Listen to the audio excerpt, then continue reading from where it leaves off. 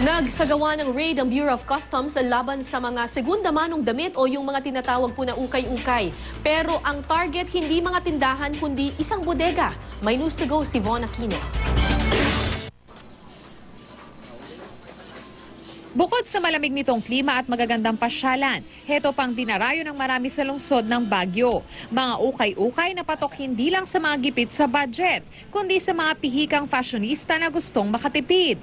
Pero tapos na nga ba ang masasayang araw ng mga ukay-ukay sa Baguio?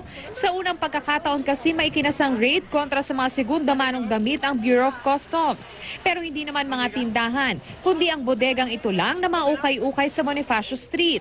Aabot sa 3,000 sako ng mga pinuslit umanong second-hand na damit galing sa Amerika at Canada ang nasabat.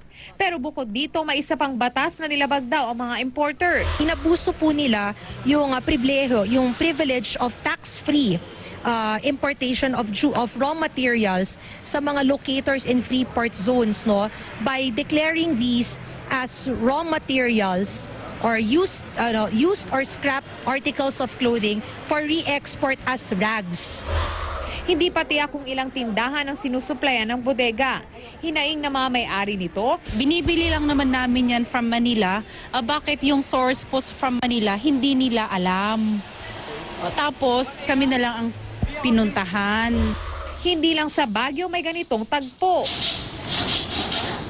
Abot sa 18 milyong pisong halaga ng smuggled ding imported na damit sa Binyan at San Pedro sa Laguna. Galing daw mga ito sa Singapore, Hong Kong at Amerika. Sa Tariff and Customs Code, 3 lang ang pwedeng gawin ng Bureau of Customs sa mga nakumpiska nitong produkto. Ibenta, idonate sa DSWD o kaya sirain. Noong 2011, daang-daang kahong naglalaman ng ukay-ukay kabilang yung mga nasabat dahil hinihinalang smuggled ang idinonate sa mga biktima ng baha. Pero ang kahon-kahon ng mga smuggled used clothes na nakaimbak sa iba't ibang warehouse ng Bureau of Customs at ibibigay sana sa mga sinalanta ng Super Typhoon Yolanda, nakakandado at di maipamigay. Ang ending, baka sunugin na lang daw. Von Aquino, GMA News.